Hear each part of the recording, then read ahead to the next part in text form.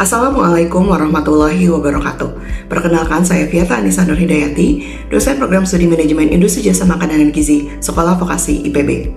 Mata kuliah fasilitas dan peralatan industri jasa makanan berbobot 3 SKS, yaitu 1 SKS kuliah dan 2 SKS praktikum. Mata kuliah ini membekali mahasiswa dengan kemampuan untuk merancang fasilitas industri jasa makanan, serta memilih peralatan yang sesuai dengan aktivitas di dalamnya. Di dalam mata kuliah ini, mahasiswa dituntut untuk aktif berpartisipasi di dalam tim, kemudian juga mampu mempresentasikan ide-ide mereka secara sistematis. Dalam mata kuliah ini, mahasiswa juga diharapkan untuk mampu menerapkan tren-tren terkini di industri jasa makanan dan mengembangkannya menjadi konsep yang aplikatif dan juga inovatif. Mata kuliah ini dilakukan dengan kuliah yang interaktif, kemudian praktikum dengan menerapkan studi kasus dan juga project based learning. Penilaian dilakukan sebanyak dalam 3 komponen, yaitu aktivitas partisipatif sebesar 30%, hasil proyek sebesar 40%, dan penilaian kognitif di tengah dan akhir semester sebesar masing-masing 15%. Demikian perkenalan saya dan juga mata kuliah ini. Terima kasih. Assalamualaikum warahmatullahi wabarakatuh. Baik, Assalamualaikum warahmatullahi wabarakatuh. Waalaikumsalam warahmatullahi wabarakatuh. Selamat siang teman-teman semua. Kita ketemu lagi di semester 5 ya, dengan mata kuliah baru. Sebelumnya kita ketemu di semester 4. Hari ini kita akan mulai ya dengan pertemuan pertama untuk mata kuliah fasilitas dan peralatan industri jasa makanan ya. Mungkin sebelum kita mulai perkuliahan ini, kita mulai dengan doa dulu ya. Silakan pembicaranya bisa dipimpin doa. Baik, sebelum perkuliahan dimulai, sebaiknya kita berdoa menurut kepercayaan dan hati masing-masing. Berdoa dimulai. Berdoa selesai. Oke, baik, terima kasih. Nah, kita masuk ke pertemuan pertama ya, untuk mata kuliah fasilitas dan peralatan industri jasa makanan. Kira-kira apa nih yang mau kita pelajari kalau dilihat dari judul mata kuliahnya? Fasilitas kan ya? Kalau kita bilang fasilitas itu dalam suatu usaha jasa makanan biasanya fasilitas apa? Tempat apa? Ada tempat pelayanan, ada tempat pelayanan, ada tempat produksi. Kalau tempat pelayanan berarti bisa ada restoran, dining hall ya, kalau kantin ya. Kemudian ada beberapa jenis lainnya ya, tipe-tipe jasa makanan. Kemudian kalau misalkan kita bahas terkait tempat produksi, artinya apa? Kitchen ya. Kitchen di dalamnya ada apa? Ada ruang persiapan, pengolahan, penyajian, penyimpanan ya, dan lain sebagainya. Nah, jadi di mata kuliah ini nanti kita akan mempelajari prinsip-prinsip perencanaan masing-masing fasilitas itu. Tadi teman-teman sudah sebutkan ada fasilitas penerimaan barang ya, yang belum disebut ya, mulai dari barang diterima, kemudian kalau dari penerimaan masuk ke penyimpanan, kemudian setelah disimpan masuk ke pengolahan, atau kalau ada persiapan di persiapan dulu, kemudian setelah itu masuk ke penyajian dan pemorsian ya, kalau misalkan ada satu yang ada dining hall-nya terpisah gitu ya. Kemudian kalau nanti dia yang pelayanannya termasuk ada tempat makan, nanti ada ruangan makan, dining hall tadi ya, seperti itu. Kemudian dari sana kita juga akan mempelajari pemilihan peralatan untuk masing-masing ruangan tersebut. Nanti kita mulai bicarakan dari pemilihan lokasi, konsep, dan penghitungan alokasi ruangan. Lalu juga gimana sih caranya kalau tadi ada dining room. Dining room itu kan kalau kita bikin usaha bisnis ya, yang tujuannya profit. Yang penting juga apa? Harus menarik kan ya? Harus menarik sesuai dengan tren kekinian, karena supaya menarik pelanggan. Jadi ada desain interior. Kemudian seperti usaha pada umumnya, pasti ada limbah kan ya? Nah, pengelolaan limbahnya bagaimana untuk fasilitas tersebut. Kemudian tadi untuk peralatan kita mulai dari pemilihan, pembelian, pemasangan, sampai pemeliharaannya. Seperti itu ya. Jadi ini adalah apa yang akan kita bahas selama 1 semester ke depan. Sekarang kita masuk ke prinsip pertama, pemilihan lokasi usaha. Ya, kalau kita bicaranya bisnis ya, usaha ini akan dipengaruhi ya suatu kesuksesannya melalui lokasinya pertama gitu ya. Nah, kenapa sih lokasi penting? Ada yang bisa kasih tanggapan? Karena kalau susah dijangkau, orang juga susah nemuin tempat usaha gitu. Betul, kalau susah dijangkau, susah diketemuinya ya. Kemudian nanti kalau misalkan yang perlu kita perhatikan juga, kalau lokasinya tidak ada pasar potensialnya, kira-kira nanti dia bisa bertahan nggak usahanya? Tidak kan ya? Makanya lokasi juga menjadi penting, seperti itu ya. Nah, dalam pemilihan lokasi usaha, tahapan-tahapan apa sih yang harus kita lewati? Pertama, menentukan konsep usaha. Kemudian kita buat tema dan branding. Ini yang sudah teman-teman pelajari di semester 4, kita belajar ada promosi, gizi dan makanan ya. Di sana kita belajar marketing, itu termasuk membuat tema dan juga branding. Kemudian melakukan survei pasar ya, untuk tahu tadi kalau kita lokasinya di sini, ada nggak sih pasar potensialnya gitu ya. Itu tahapan ketiga. Yang keempat baru kita memilih lokasi supaya tahu di mana sih lokasi paling potensial buat kita bikin suatu usaha makanan ya. Oke, kita lihat yang pertama. Tahapan pertama, menentukan konsep usaha. Konsep itu kalau kita bicara usaha jasa makanan gitu ya, yang kita bahas pertama pasti adalah menu. Masih ingat kan ya kalau dari berbagai sistem usaha jasa makanan, subsistem yang paling utamanya core sistemnya apa? Menu kan ya? Nah, makanya kita harus berangkat dari menu. Apa sih yang mau kita jual gitu ya? Nanti dari sana baru kita mulai ke bagian-bagian lain. Nah, setelah dari menu, kita lihat tipe pelayanan mau gimana. Karena akan menentukan, misalkan, kalau self service, kira-kira lokasi usahanya perlu luas nggak dibandingkan full service? Tidak ya, karena kalau self service kan konsumennya bisa melayani sendiri ya. Dia bisa datang ke counter, ambil sendiri di counter, kemudian dia cari tempat duduk ya. Kalau full service ada pelayannya. Pelayannya ini harus punya area kerja. Itu kan ya di dining hall-nya. Artinya ruangannya juga lebih besar. Kemudian ada desain yang mempengaruhi tadi. Kalau kita bicara bisnis harus menarik. Yang menarik tuh yang kayak gimana sih? Kalau dari eksterior tadi yang disebutkan oleh apa misalkan, harus bisa terlihat orang-orang. Artinya kalau eksterior depannya suatu restoran itu harus menarik gitu kan ya. Supaya orang pas lewat, ih itu apa sih gitu ya. Restoran apa nih yang baru gitu. Menarik pertama. Kalau sudah masuk ke dalam, yang diutamakan adalah kenyamanan. Kenapa? Supaya orangnya mau balik lagi kan ya. Kalau misalkan kenyamanan ini salah satu contohnya adalah ruangan itu ketika kita makan gitu ya, nyaman ini bersih gitu kan salah satunya ya poinnya ya. Kalau kita makan ke tempat makan ketika dia tidak nyaman dalam artian tidak bersih, kita mau nggak balik lagi ke tempatnya?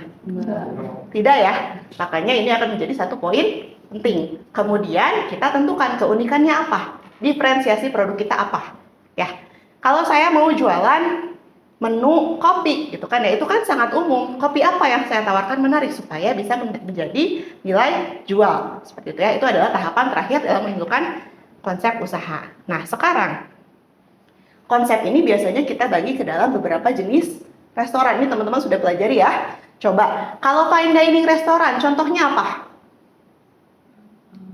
Seperti di sini ada celebrity chef ya, tahu Gordon Ramsay ya? Restorannya banyak ya. Nah itu adalah fine dining restoran biasanya, meskipun pasti dia punya chain yang memang tujuannya untuk konsumen yang menengah ke bawah gitu ya. Tapi karena dia punya selebritas gitu ya, informasi dan juga persona selebritas, maka dia termasuk ke dalam restoran celebrity chef. Kemudian tematik restoran, contohnya beberapa tahun yang lalu sempat buka ada restoran yang menyajikan tema makanan misalkan yang berdasarkan suatu film gitu ya. Itu adalah tematik restoran ya. Ketika kita masuk contohnya Harry Potter deh ya. Harry Potter kita masuk ada sorting hat, ada sapu terbang gitu ya di atas langit-langitnya. Itu adalah contohnya tematik restoran. Kemudian casual dinner house. Ini contohnya adalah untuk tempat makan malam keluarga. Ya, pasti teman-teman pernah merasakan kalau weekend malam-malam diajakin orang tuanya makan di luar gitu ya. Itu adalah contoh casual dinner house ya. Kemudian etnik restoran. Kalau Indonesia apa nih biasanya nih etnik restoran? Saung Sunda. Saung Sunda, apalagi?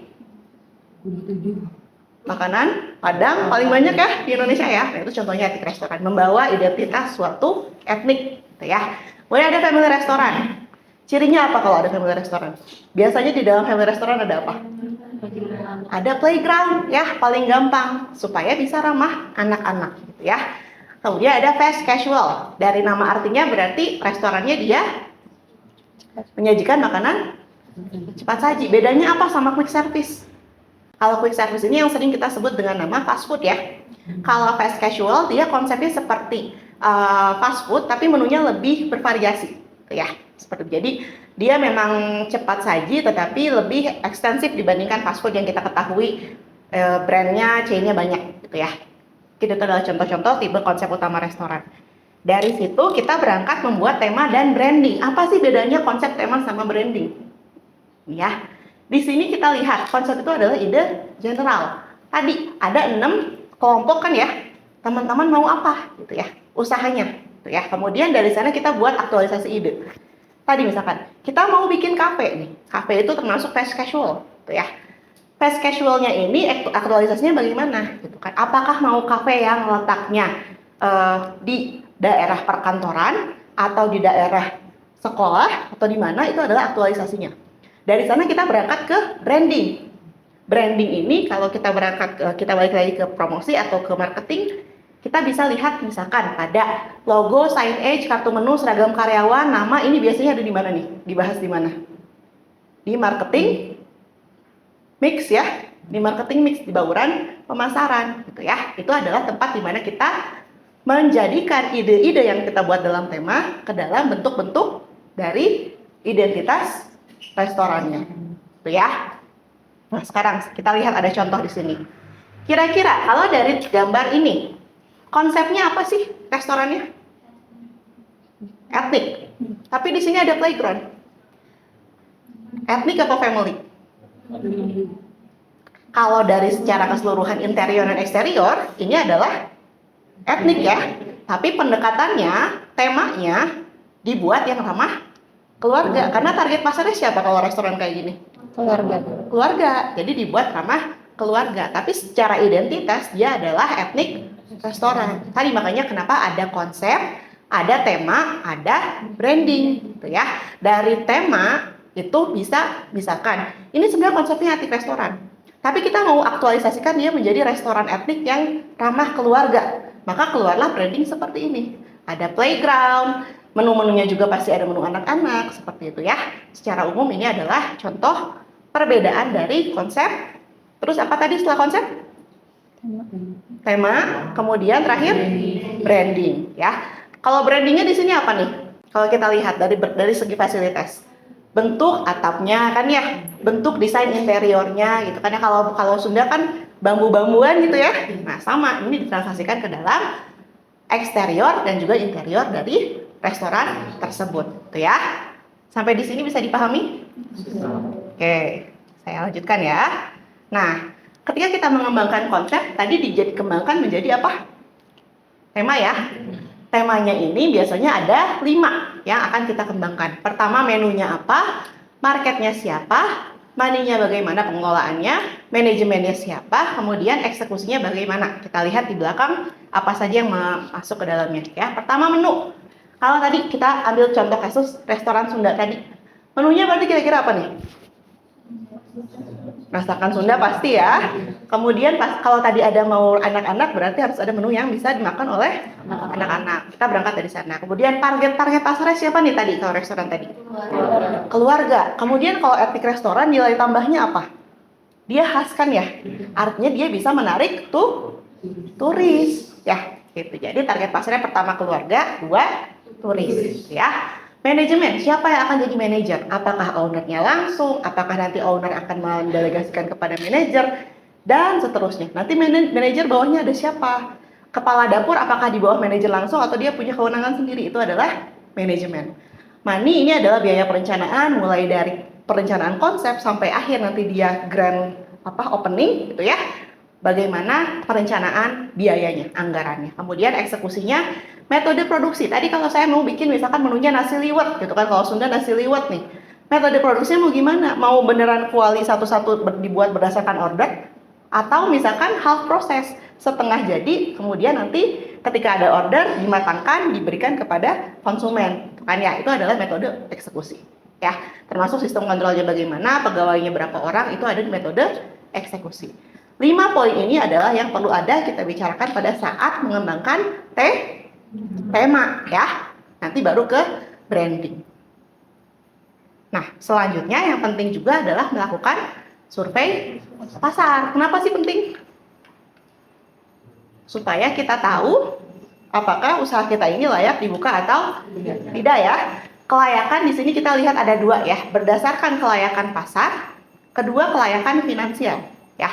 Kita lihat satu persatu, apa itu kelayakan pasar, apa itu kelayakan finansial. Kelayakan pasar yang kita lihat adalah data-data yang memprediksi jumlah konsumen harian. Kita tahunya dari mana? Misalkan ya, ada data general, ada data spesifik. Data general contohnya, kita punya gambaran nih, oh saya mau buka lokasi di lokasi A. Lokasi A itu di sekitarannya penduduknya seperti apa sih gambarannya? Ya, kalau kita mau buka restoran misalkan di depan kampus, berarti demografi datanya seperti apa nih? Pasti pelanggan utamanya adalah mahasiswa usia 19 sampai 25 misalkan gitu ya. Kemudian apalagi nih? Ada economic factor. Kalau mahasiswa daya belinya berapa sih gitu ya? Atau misalkan kita ganti ke kawasan perkantoran. Kalau kawasan perkantoran usia demografinya berapa? Lebih beragam atau lebih seragam dibandingkan dengan perkuliahan universitas? Beragam kan? Kalau orang kerja kantor kan pasti ada level-levelnya ya.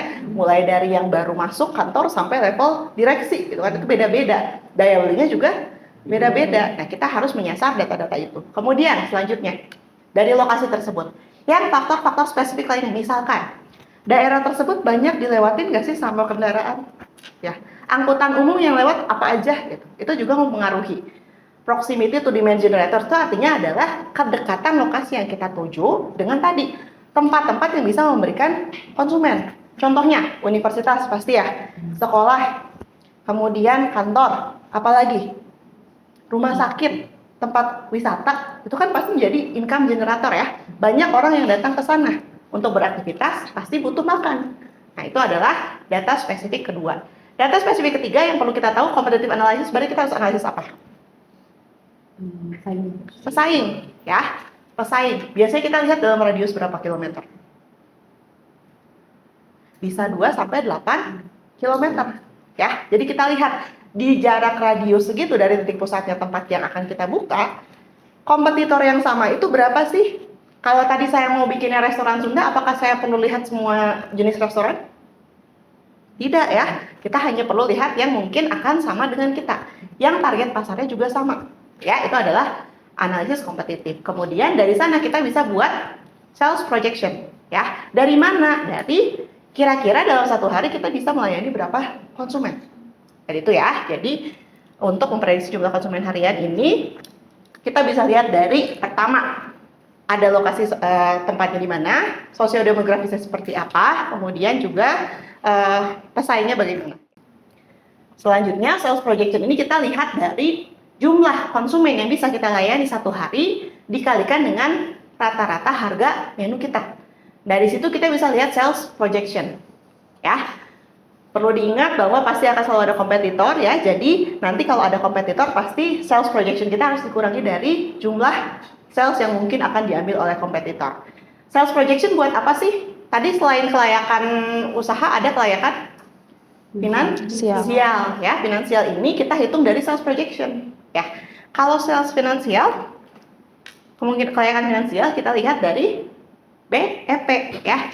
BEP ini adalah break even point ya, supaya kita bisa lihat ketika kita membuka suatu usaha ya, dia bisa menguntungkan atau tidak. Ada yang masih ingat BEP itu dikatakan layak ketika nilainya berapa? Kan di sini BEP ini adalah ya, kita hitung dari projected income tadi, sales projected income ya. Kemudian biaya yang mungkin akan dikeluarkan, biaya tenaga kerja dan biaya lain-lain yang kita hitung dari fixed cost dan juga variable cost ya. Nilainya kalau berapa dikatakan layak? Lebih dari 1 ya.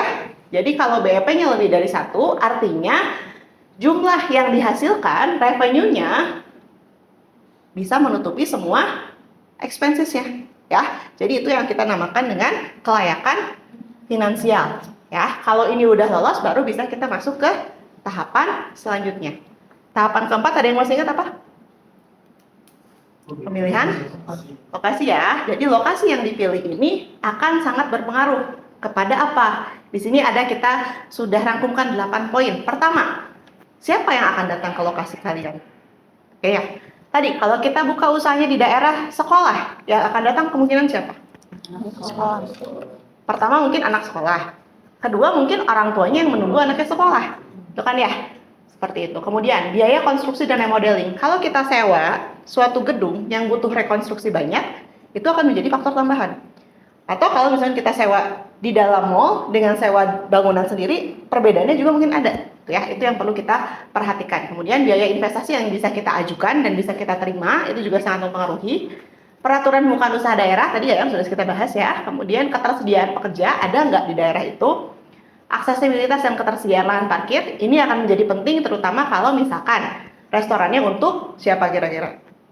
Keluarga ya, biasanya ya turis, itu kan ya. Kemudian kalau misalkan dia restorannya kapasitasnya besar, pasti perlu lahan parkir gitu ya. Kemudian biaya sewa dan pajak dari fasilitas itu sendiri berapa, larangan penjualan bahan makanan tertentu. Sampai beberapa tahun yang lalu Bogor itu tidak boleh dalam satu kota Bogor ya, tidak boleh menjual minuman keras sama sekali, minuman beralkohol sama sekali itu dilarang di Bogor. Tapi beberapa tahun yang lalu itu diangkat peraturannya, sehingga sekarang sudah bisa. Nah itu juga perlu diperhatikan ya dalam pembukaan suatu usaha jasa makanan. Oke, ini adalah materi yang kita bahas dalam pemilihan lokasi. Jadi tadi ada apa? 4 tahapan. Pertama ada pengembangan konsep ya. Kedua ada tema dan branding. Ketiga survei pasar. Survei pasar ada 2 kan ya? Apa? Ada yang survei pasarnya ya, keberadaan pasar, kemudian finansial. Kemudian yang keempat ada pemilihan lokasi ya. Oke, baik. Ada yang mau ditanyakan dulu? Ya, boleh silakan. Baik, Ibu, terima kasih untuk kesempatannya. Saya izin bertanya. Kira-kira lokasi usaha yang strategis dan potensial di Bogor itu di mana? Lokasi usaha yang strategis ya. Kalau di Bogor hotspotnya di mana sih? Yang paling terkenal? Kalau kita pikirkan Bogor yang terkenal apa? Tugu Pucuk. Kebun Raya Bogor ya. Jadi sepanjang bulatan Kebun Raya Bogor itu lokasi usaha yang strategis. Kenapa? Karena dia spotnya dekat dengan income generator. Pertama ada lokasi wisata ya, Kebun Raya ya. Kedua perkantoran di sana banyak ya. Di sekitar itu ada sekolah juga nggak? Banyak ya. Ada Regina Pacis, ada banyak lah pokoknya ya. SMA 1, SMP 1 semua aja banyak. Kemudian angkot yang lewat situ banyak nggak? Banyak banget ya. Jadi pertama di sana ya sekitaran KRB. Kedua, kalau kita bilang jalanan utama Kota Bogor yang kalian ingat adalah jalan Pajajaran ya, membentang dari Jambu 2 sampai ke Sukasari. Sepanjang jalan itu banyak restoran ya. Kenapa? Selain Kebun Raya, kan jalan Pajajaran ini adalah area wisata turis ya, atau misalkan sehari-hari juga orang Bogor kalau mau kemana-mana setidaknya pasti lewat jalan Pajajaran. Jadi itu adalah salah satu lokasi usaha yang menarik ya. Kalau kita lihat dari sekitaran kampus, di sekitaran kampus kita ini potensial nggak? Potensial juga ya. Ada kampus ada beberapa di sekitaran sini ya. Di belakang ada komplek ya. Ya, itu juga income generator. Di depan ada rumah sakit. Ya, di depan lagi juga ada hotel. Nah, daerah kita juga sebenarnya ini adalah daerah yang sangat potensial, gitu ya. Seperti itu. Kalau di daerah Bogor ya. Sudah terjawab? Oke, baik. Ada lagi pertanyaan lain? Ya, silakan. Saya izin bertanya, untuk konsep restoran yang sedang diminati di Indonesia itu seperti apa? Oke, ada yang mau jawab nggak? Kira-kira nih, kan kalian juga sebagai konsumen ya, konsumen jasa makan Indonesia nih. Kalau kalian lihat sekitaran kita yang sekarang muncul banyak itu apa? Coffee shop kan ya? Kenapa mulai muncul banyak coffee shop? Ini awalnya kira-kira dari mana? Setelah ada muncul COVID, kan ya pandemik ya, muncul kebijakan yang namanya work from home ya. Tapi work from home ini kemudian dia berkembang menjadi work from anywhere kan ya. Termasuk salah satunya adalah cafe. Itu kan ya. Pertama itu. Kemudian 70% orang Indonesia itu adalah konsumen kopi. Ya. Jadi pasar potensial itu memang banyak di Indonesia untuk coffee shop. Ya. Seperti itu. Kemudian selain itu sekarang juga kalau kafe di Indonesia itu kan dia sudah tidak spesifik hanya menjual kopi ya. Dia sudah juga melebar ke misalkan menjual produk pastry and bakery gitu ya, sehingga pasarnya banyak gitu ya. Selain coffee shop yang sekarang juga banyak digandrungi di Indonesia adalah international food ya. Tapi yang sudah disetarakan dengan lidah Indonesia. Kalau yang digabung apa namanya? Fusion food ya. Jadi biasanya pakai fusion food. Tapi fusion food ini agak tricky karena biasanya kita harus pinter-pinter branding ya. Karena kita harus menentukan identitas dari negara asal yang diambil ya, makanannya seperti apa, kemudian melokalisasi itu dengan budaya Indonesia. Seperti itu ya. Kemudian yang steady sellernya pasti adalah family restoran atau ethnic restoran, karena orang Indonesia kan pasti mau tidak mau akan selalu mencari makanan yang lidahnya sama gitu ya, rasanya lidahnya sama. Kemudian kalau kita bicara spesifik Bogor, Bogor itu orang Indonesia secara umum kan makan di luar itu ketika weekend kan ya. Kalau di Bogor, weekend itu penuhnya sama siapa? Selain orang Bogor, orang Jakarta kan? Nah artinya kalau di Bogor sendiri, selain kita menyediakan makanan restoran yang memang konsepnya tadi sesuai dengan tren di Indonesia, kita juga bisa menyediakan tren-tren yang memang cocok untuk turis dari Jakarta itu, yang selalu ada setiap weekend.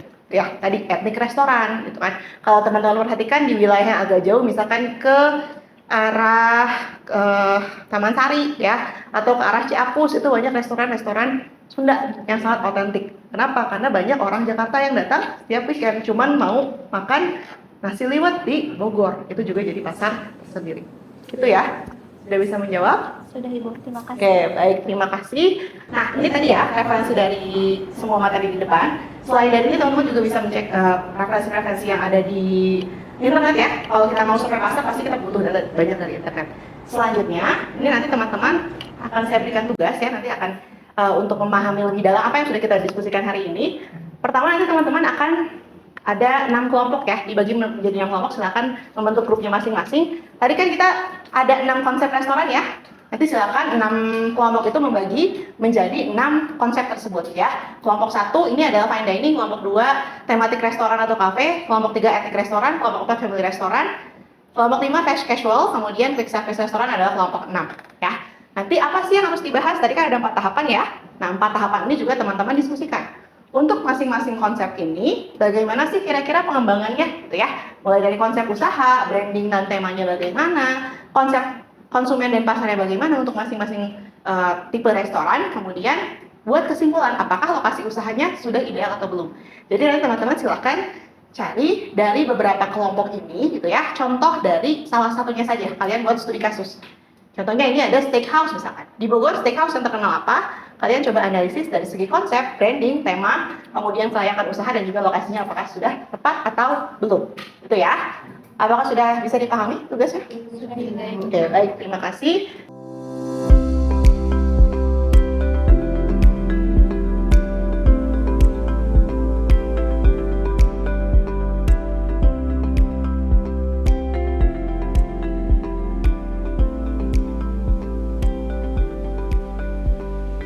Sudah selesai diskusinya? Sudah. Ada yang mau mempresentasikan hasil diskusinya? Ya, boleh, silakan Anisha.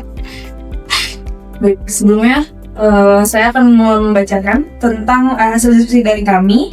Jadi restoran Padang kayak ini adalah restoran yang berada di Jalan Pajajaran Bogor.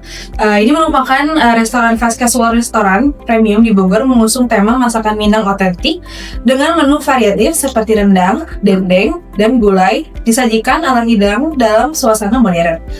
Restoran ini memiliki lokasi strategis di Jalan Raya Pajajaran dekat dengan berbagai income generator.